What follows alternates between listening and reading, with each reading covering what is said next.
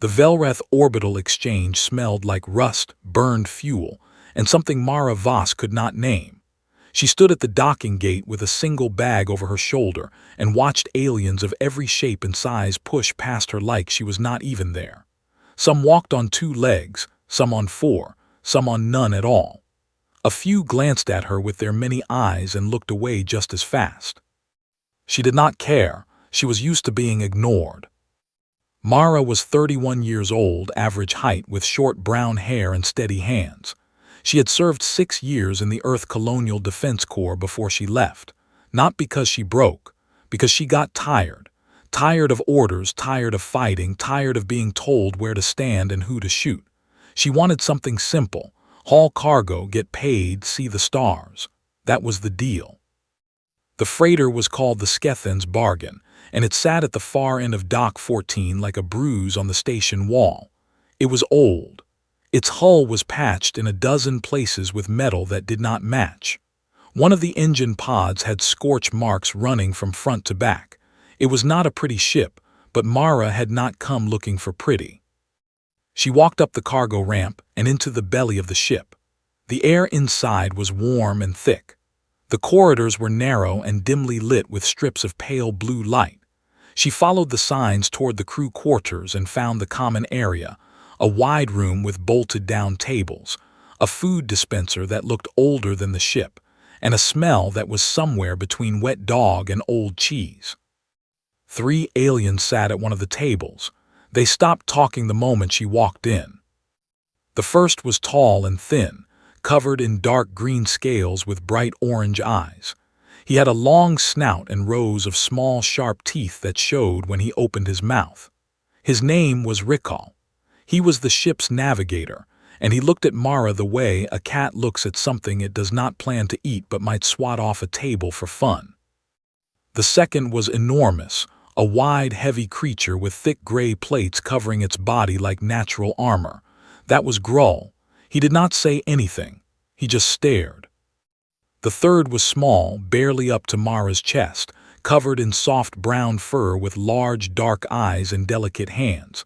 That was Thys. She was the ship's engineer.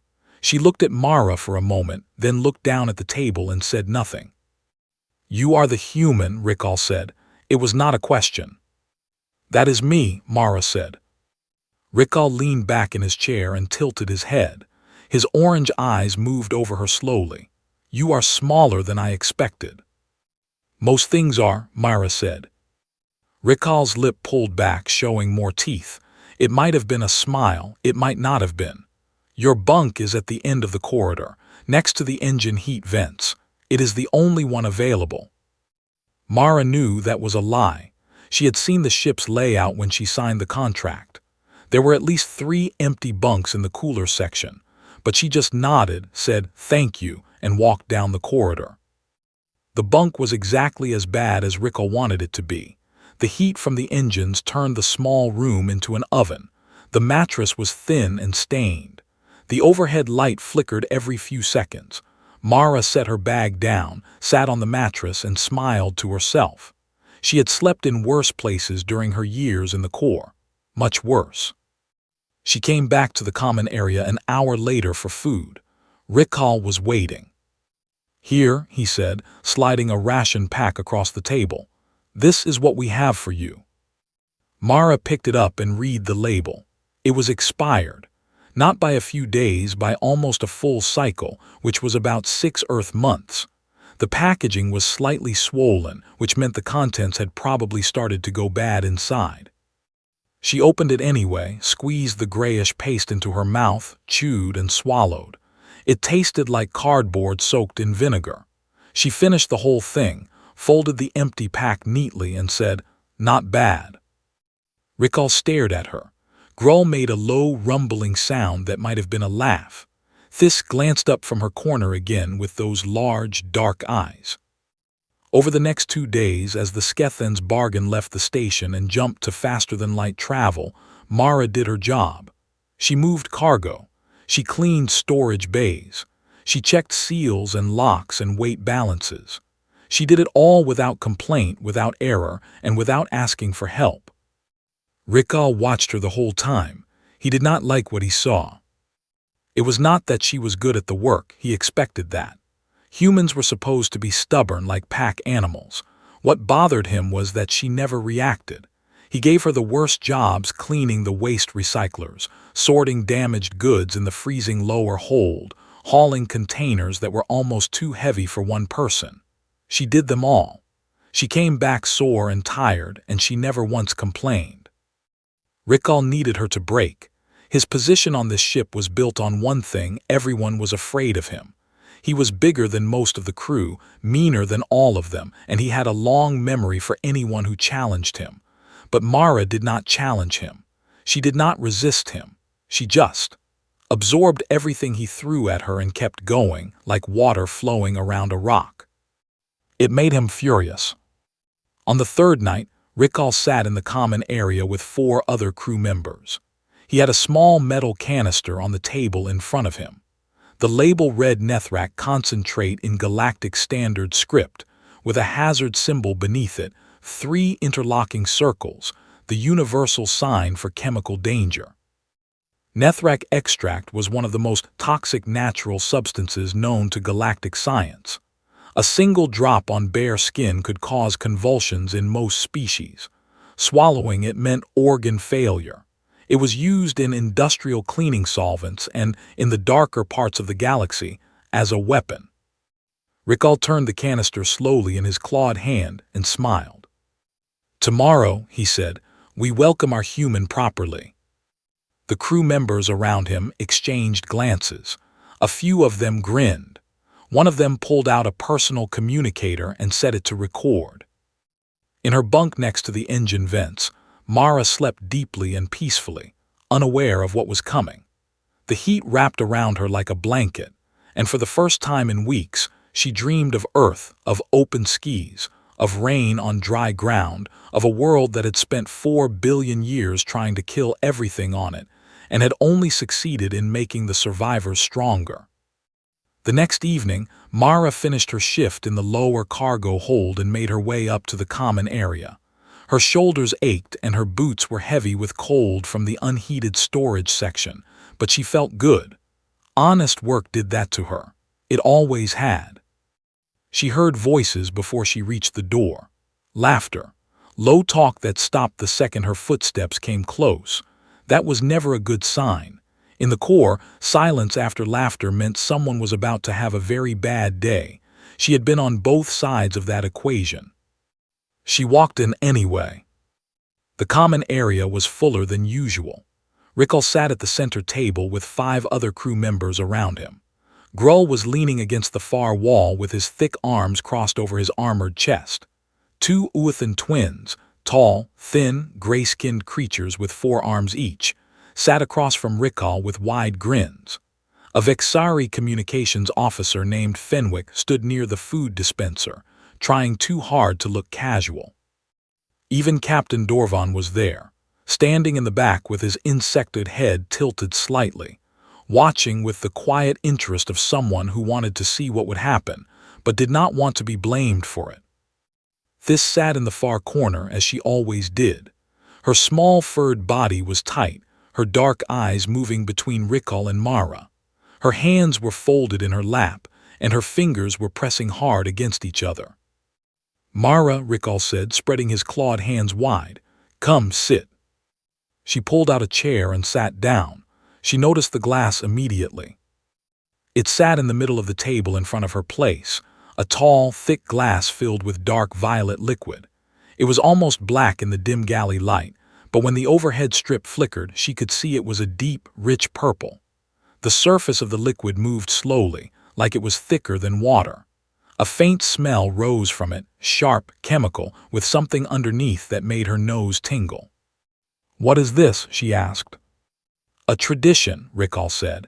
His voice was smooth and friendly, which was how Mara knew for certain that something was wrong. Rickall was never friendly. "When a new crew member completes their first week, we share a drink. It is a sign of acceptance." "We all did it," one of the Uathan twins added quickly, "when we joined." That was a lie. Mara could tell because the other twin looked away when his brother spoke. She picked up the glass and looked at the liquid. It was heavy. She tilted it gently and watched it move, slow, oily, clinging to the sides of the glass before sliding back down. "What is in it?" she asked. "Torvalin grain spirit," Rickall said. "Aged in metal casks. It is strong but not dangerous for most species." He paused and added with a little too much care, "It should be safe for humans." Mara looked at the glass. She looked at Rickall. She looked around the room at all the faces that were trying very hard to seem relaxed and were failing badly. Then she looked at this. The little engineer was staring at her. Her dark eyes were wide. Her head was moving just barely, just enough side to side. No, she was saying no. Mara saw it, she understood it. She looked back at the glass. She had learned a long time ago, back on Earth, back in the core, back in every hard place she had ever been, that there were moments when the smart thing and the right thing were not the same. The smart thing was to put the glass down, walk away, and report it to the captain. The right thing, the thing that would define her place on this ship for as long as she served, was something else entirely. She brought the glass to her lips and drank. The whole room went still. Not quiet, still. Like every living creature in that room stopped breathing at the exact same moment. The liquid hit her tongue and she almost coughed. It was hot. Not warm, hot. It burned like fire across her mouth, down her throat and into her chest. Her eyes watered. Her lips tingled. Her stomach clenched for a moment, then relaxed. The heat spread through her body like a wave, starting in her chest and rolling outward to her fingers and toes. She knew this feeling. She knew it very well. It was spice. Not poison. Not acid. Not some alien nerve agent. It was capsaicin, or something so close to capsaicin that her body could not tell the difference. The same compound found in chili peppers back on Earth. The same compound that humans had been eating for fun for thousands of years. The same compound that her grandmother used to dump into soup by the handful while laughing at anyone who complained. Mara drained the glass to the last drop. She set it down on the table with a solid thud. She wiped her mouth with the back of her hand. The room was still frozen. Rickall's orange eyes were so wide that the thin black slits of his pupils had nearly disappeared. His mouth was open, showing every single one of his small, sharp teeth. One of the Uathan twins had pushed his chair back so far that he was almost against the wall. Grull had uncrossed his arms and was standing straight, which made him look like a small mountain that had just received very surprising news. Fenwick dropped his communicator. It clattered on the floor and nobody picked it up. Mara looked at the empty glass, then looked up at Rickall. "That has got a nice kick," she said. "Do you have any more?" Nobody answered. Nobody moved. "Seriously," she said, "is there more? It is good." Rickall looked at the small metal canister on the shelf behind him, the one labeled Nethrak concentrate with the chemical hazard symbol, the one he had personally poured into the drink. He looked back at Mara. His scales had gone pale, which was something that happened to Dressy only when they were truly and deeply afraid. "That," he said slowly, "was Nethrak." "Okay," Mara said. "Is that the grain spirit you mentioned?" "No," Rickall's voice was barely above a whisper. "Nethrak is a poison. It is one of the most dangerous substances in known space. A single drop can stop a Vexari heart. Half a glass will kill a Torvaki in minutes." He paused. "You drank a full glass." Mara blinked. She looked at the empty glass again. She looked at her own hands. She felt her heartbeat steady and strong. "Huh," she said. This made a small sound from the corner. It might have been a laugh. It might have been a sob. It was hard to tell. Captain Dorvan's mandibles clicked rapidly, something the crew had learned to recognize as the Vexari equivalent of complete shock. He turned without a word and walked out of the common area. His clicking continued down the corridor and faded into silence. One by one, the crew members left. They did not say good night. They did not look at Mara. They moved quickly, quietly, like prey animals leaving a clearing where they had just realized a predator was resting. Within 5 minutes, the common area was empty except for Mara and Thys. The little Murican walked over slowly, her soft feet making almost no sound on the metal floor. She stopped beside Mara's chair and looked up at her with those big dark eyes. "You saw me," Thys said quietly. "You saw me tell you not to drink it." "I did," Mara said. "Then why did you drink it?" Mara leaned back in her chair and thought about it. "Because if I did not, they would have tried something else tomorrow, and the day after that, and the day after that. Now they will not." Thys stared at her for a long moment. Then she climbed into the chair across from Mara, folded her small hands on the table and said, "I think I would like to know more about your species." Mara smiled. It was the first real smile she had given anyone on this ship. "How much time do you have?" she asked. Somewhere in the back of the galley, the last drops of Nethrak extract sat in the bottom of the glass, harmless and cooling in the recycled air of the ship. On any other world, in any other body, it would have been death. To the human, it had been Tuesday. By the second day after the drink, the story had traveled to every corner of the ship. Mara knew this because the crew stopped treating her like furniture and started treating her like a loaded weapon. When she walked down a corridor, aliens pressed themselves flat against the walls to let her pass. When she entered the common area for meals, conversations died and eyes dropped to tables. When she reached for a tool in the cargo bay, the nearest crew member flinched. She did not enjoy it. She did not hate it either. She had been feared before. In the Corps, new soldiers always looked at the veterans the same way, with wide eyes and careful distance. It never lasted. Eventually people got used to you. Eventually they saw you as a person again. She hoped the same would happen here. The story itself had grown, as stories always do. By the time it reached the engine crew on the lower decks, Mara had not just drunk a glass of Nethrak. She had drunk 3 glasses, asked for a 4th, and then licked the canister clean while staring directly into Rikal's eyes. None of that was true, but truth had never stopped a good story from getting better. Rikal himself had gone quiet. He still did his shifts. He still sat in the navigator's seat and plotted their course between systems. But he no longer held court in the common area. He no longer gave orders to the lower crew or picked fights with those smaller than him. His power on the ship had been built on the simple idea that he was the most dangerous person in the room, and Mara had broken that idea without raising a fist.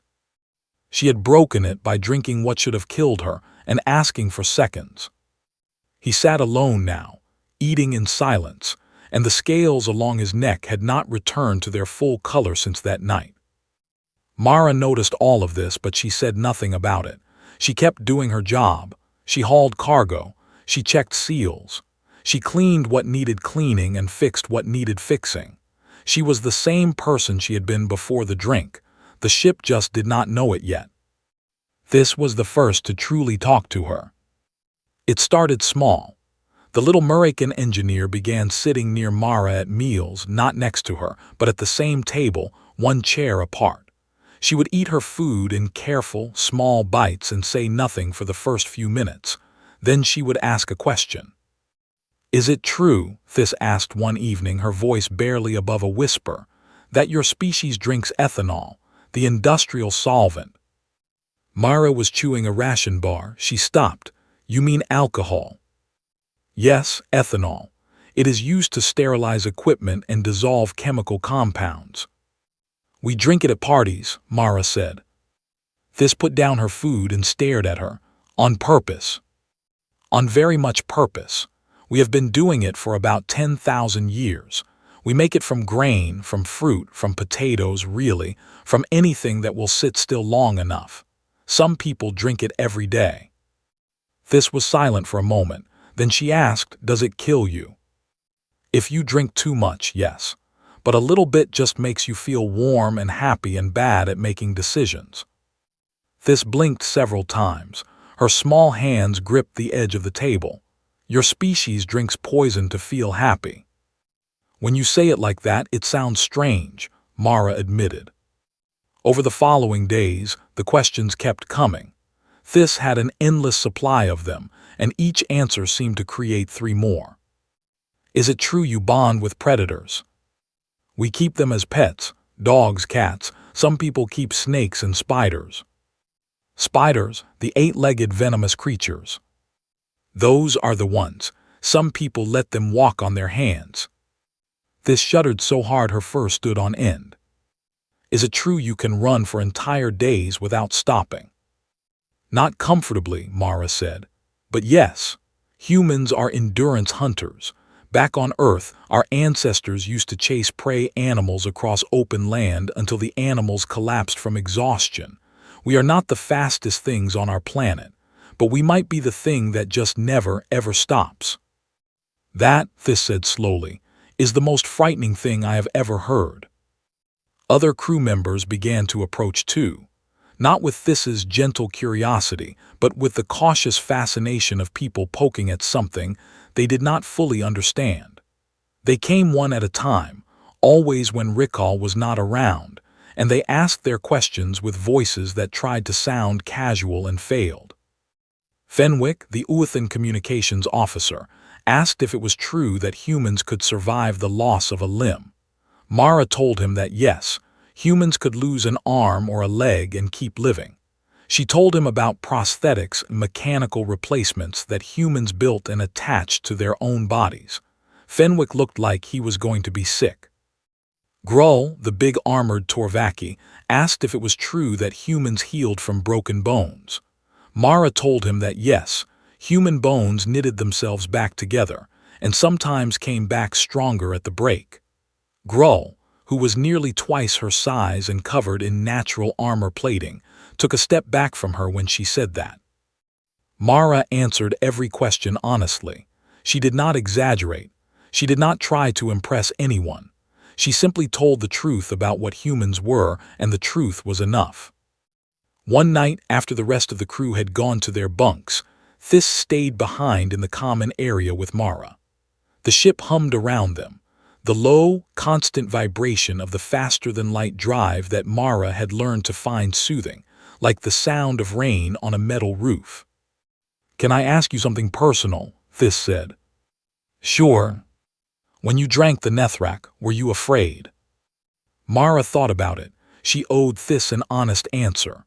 "A little," she said. "I saw you shaking your head. I knew something was wrong with the drink. I did not know exactly what, but I knew it was not what Rickal said it was." "Then why did you drink it?" "2 reasons. First, I have been a human my whole life. I know what my body can handle. I have eaten things that would make most species on this ship pass out.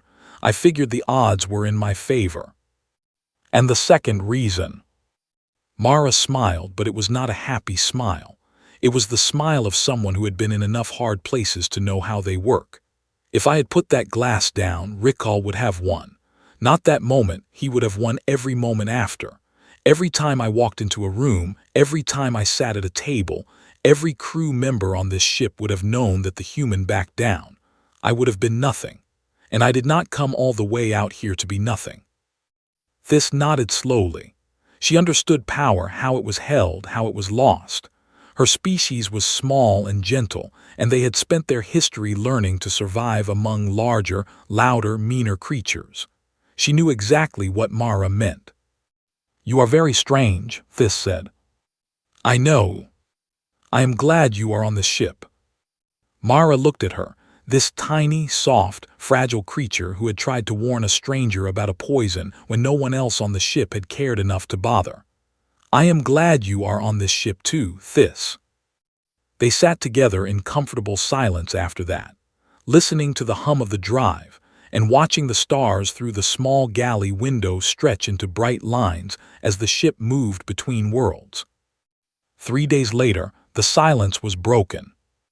The ship's communication system came alive with a sound that made every crew member freeze, the sharp, repeating tone of a distress signal. Captain Dorvan's voice followed, clicking and precise over the intercom. "All crew to stations. We have received an emergency signal from the Verath system. Origin unknown. Signal is old and fragmented. It may be a trap, it may not. We are changing course. Mara was already on her feet. She went to her bunk, opened her bag, and pulled out the one thing she had brought from Earth that was not clothing or personal supplies. A combat vest, scarred and faded from years of use, with her name stitched into the inside collar in thread that had once been white. She put it on. It fit the same as it always had. In the corridor outside, she passed Thys, who was rushing toward the engine room. The little engineer looked up at her with those big dark eyes and saw the vest, the steady hands, the calm face. Thys felt something she had not felt in a very long time, something warm and solid and safe. She felt hope. The station floated in the dark like a broken tooth. It was massive, a mining and trade outpost, old design, built to hold thousands. Now it drifted in the dead space of the Vareth system with no running lights, no active signals except the faint, repeating cry of its emergency beacon. Half of its outer hull was torn open. Debris floated around it in a slow, silent cloud of twisted metal and frozen atmosphere. The Skethen's bargain approached carefully. Captain Dorvan stood on the bridge with his mandibles pressed tight together, reading the scanner data that Rickle pulled from his console. "Life signs," Rickle said. His voice was flat, faint, deep inside the station. Section 7 near the core. "How many?" Dorvan asked.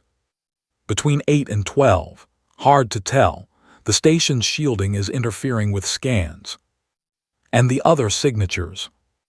Rickle paused, his claws tightened on the console. "At least 20, different section, moving in organized patterns." Dorvan's mandibles clicked once. Raiders. Nobody needed to ask what kind. The Vareth system was deep in Khazreth territory. The Khazreth were pirates, not the clever, charming kind from stories, but the real kind. They stripped stations, sold survivors as labor, and killed anyone who was not worth selling. They were efficient, well-armed, and utterly without mercy. Dorvan assembled the boarding team in the cargo bay. He chose 5. Rickle for navigation and sensor work, Thys for engineering in case they needed to open sealed doors or restore power, Grull for his size and natural armor, Fenwick for communications, and Mara. He looked at Mara when he said her name. She was already wearing her combat vest. She had a heavy-duty flashlight clipped to her belt and a metal pry bar in her hand, the closest thing to a weapon she had found on the ship. "You have done this before," Dorvan said. It was not a question. "I have," she said. They crossed to the station through a pressurized docking tube that groaned under the temperature difference. The moment they stepped inside, the cold hit them. The station's heating systems were dead. The air was thin and stale, with barely enough oxygen to breathe. Emergency lights along the floor cast a dim red glow that turned everything into shadows. Rickle felt the cold first. His reptilian body began to slow almost immediately. His movements became stiff, his reactions sluggish. He said nothing about it, but Mara saw the way his steps shortened and his breathing changed. Grull had the opposite problem. The corridors were built for average-sized species, and Grull was not average-sized. His armored shoulders scraped the walls. He had to turn sideways to pass through doorways. Every step he took echoed like a drum. Thys moved quickly, her small body weaving through debris with ease, but her breathing was rapid and shallow. The thin air was hitting her hard. Murican lungs were designed for dense, warm atmospheres. This was neither. Fenwick kept his forearms close to his body and his head on a constant swivel. He was not a fighter. He was a talker, and there was nothing to talk to here. Mara walked at the front. The cold did not slow her. Humans were endurance machines, built to regulate their own body temperature across extreme ranges. She breathed steadily, taking long, slow pulls of the thin air, making each breath count. Her eyes adjusted to the low light faster than the others expected. Her footsteps were quiet and deliberate. She moved like she belonged here, Like the dark and the cold and the danger were just weather, and she had dressed for it. They found the survivors 40 minutes into the station. Behind a sealed blast door in Section 7, 8 Murican traders huddled together in a compartment they had managed to keep pressurized. They were thin, shaking, terrified. They had been trapped for 6 days. Their ship had been destroyed when the Kazreth hit the station, and they had sealed themselves in with whatever supplies they could grab.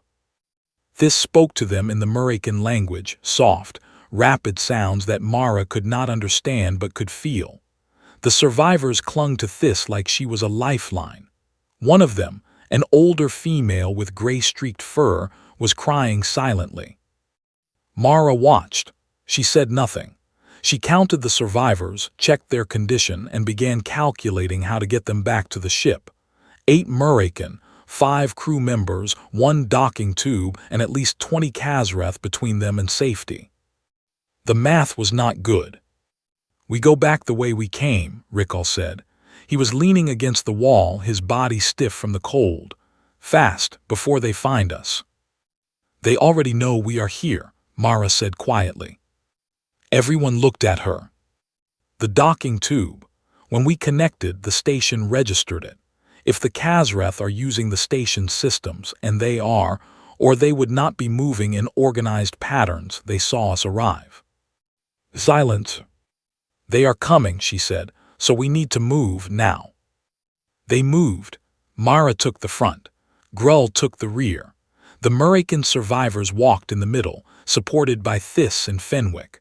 Rickall moved alongside with his scanner, calling out directions in a voice that was getting slower and quieter as the cold ate into him.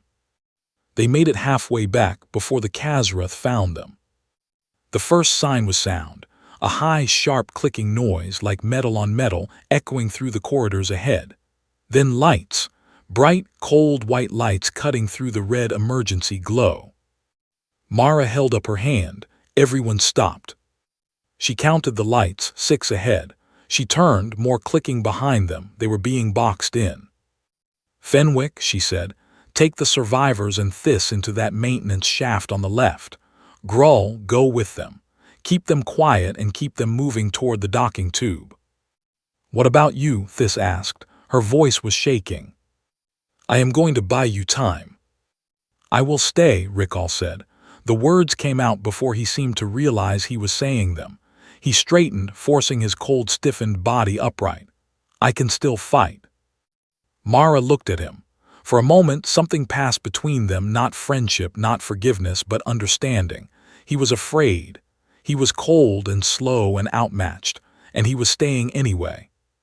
"Stay behind me," she said. "Do exactly what I tell you."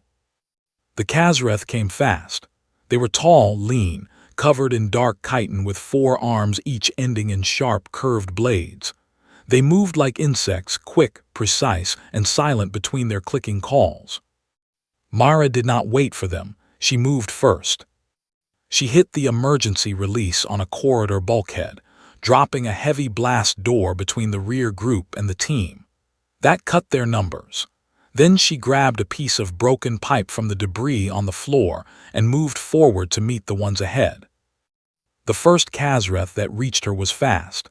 She was faster, not because her reflexes were quicker, they were not, but because she had done this before.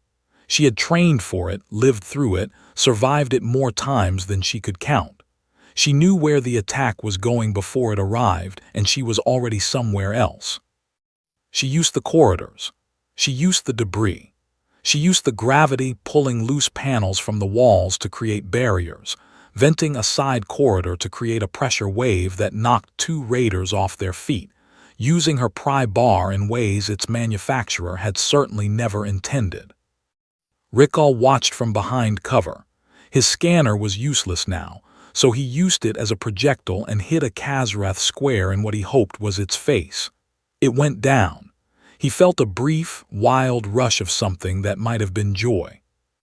A raider broke through on the right. It came straight for Rickall, blades raised. He froze. His body locked. The cold and the fear met inside him and turned his muscles to stone. Mara came out of nowhere. She hit the raider from the side with her full body weight, driving it into the wall. It slashed at her. One blade caught her across the ribs, cutting through her vest and into skin. She did not stop. She pinned its arms, drove her knee into its center mass, and brought the pry bar down with both hands. The raider stopped moving. Mara stood up. Blood was running down her side. She was breathing hard but steady. She looked at Rikal, who was still frozen against the wall, and said the same thing she had said before. "Move, we are not done." They moved. They caught up with the others at the docking tube. Fenwick had gotten the survivors through. Grull was holding the tube entrance with his massive body, daring anything to try to get past him. They crossed back to the Skethen's bargain. Dorvan sealed the docking tube and the ship pulled away hard, engines screaming. Mara sat on the cargo bay floor with her back against a container. Thys knelt beside her with a medical kit, trying to close the wound on her ribs with shaking hands. "Hold still," Thys said. "I am holding still." "You are bleeding." "I know it is fine, I have had worse." Thys looked at her. The human was bruised, cut, exhausted, and completely calm. Her hands were not shaking. Her eyes were clear. She sat there bleeding on the cargo bay floor like it was just another Tuesday. Across the bay, Rikal sat alone. His scales were pale. His claws were still trembling. He stared at the floor and said nothing. But he was alive because of her. The Murakan colony of Tessivar sat on the edge of a quiet system, far from the trade lanes and even farther from trouble.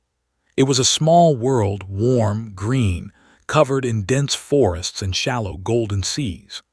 The Skethen's bargain entered orbit on the 6th day after the station, and for the first time since Mara had joined the crew, the ship felt different. It was not just the relief. It was not just the fatting adrenaline.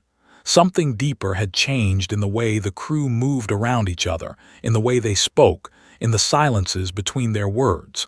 The ship felt like something it had never felt before.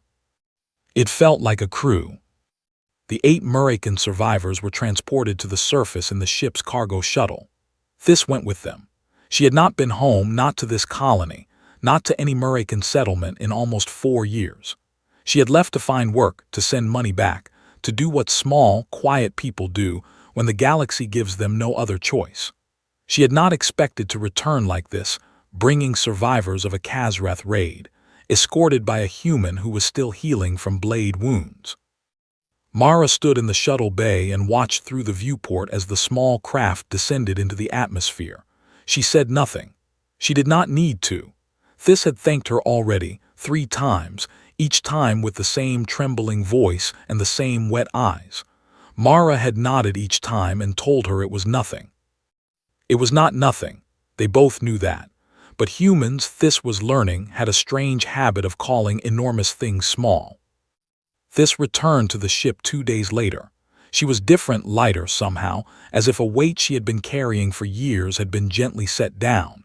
She walked through the corridors with her head up instead of her eyes down. She sat at the center of the common area instead of the corner. The crew noticed. Nobody commented on it. Some changes are too real for words.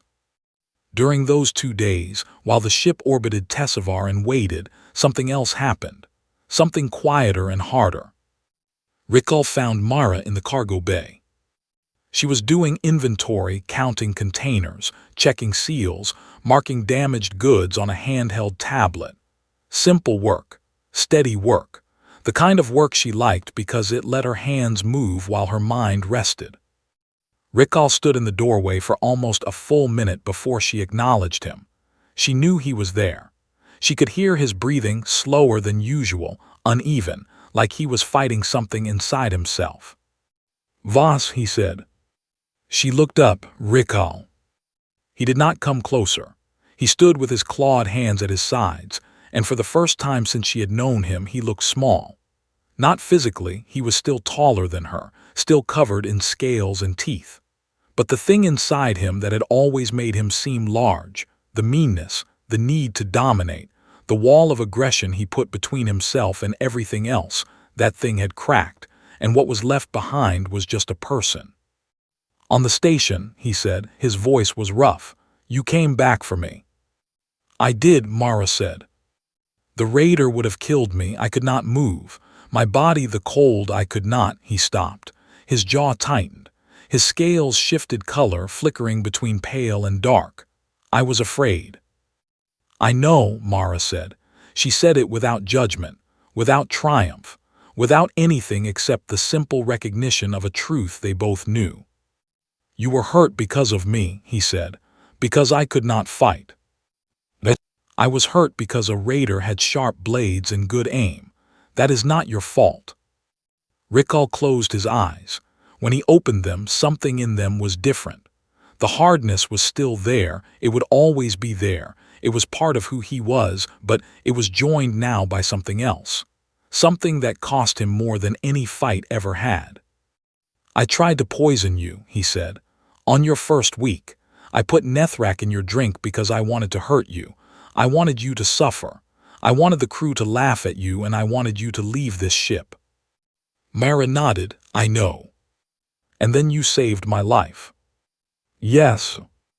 Rickal stood there in the doorway of the cargo bay, on a ship he had served for 3 years, and he had no idea what to say.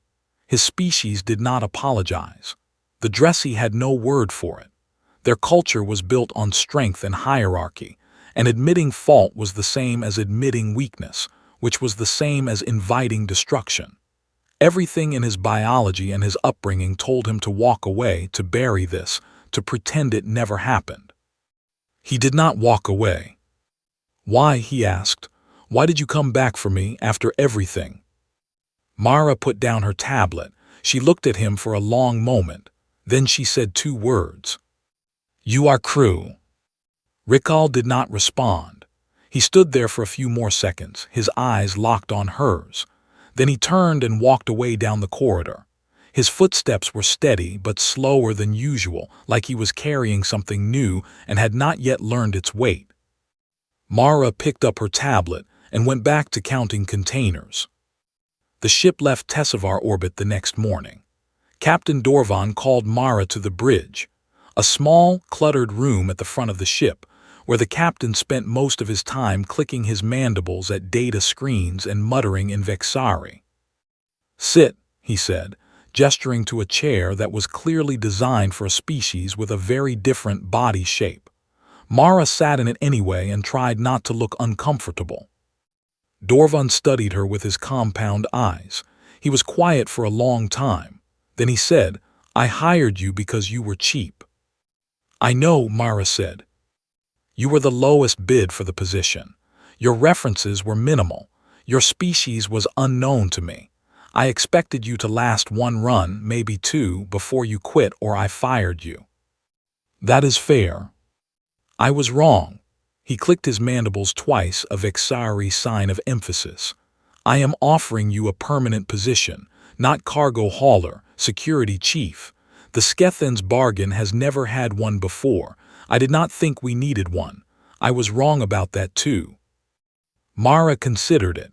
She had not come to space looking for responsibility. She had come looking for distance from Earth, from the core, from the version of herself that had spent 6 years solving every problem with trained violence. But the galaxy, it seemed, was not going to let her rest. And maybe that was all right. Maybe the thing she was running from was the same thing that made her worth keeping. "Okay," she said, "I will take it." Dorvan clicked once. "Good." That evening, Mara walked into the common area for dinner and stopped. The room was full. Every crew member was there, Grull leaning against the wall, the Uathan twins at their usual table, Fenwick by the food dispenser, Thys at the center table with an empty chair beside her, and Rickal sitting across from Thys with his arms crossed and his face unreadable. In the middle of the table sat a row of glasses. Each one held a small measure of dark violet liquid. Mara stared. "Rickal diluted it," Thys said quickly. "The Nethrak.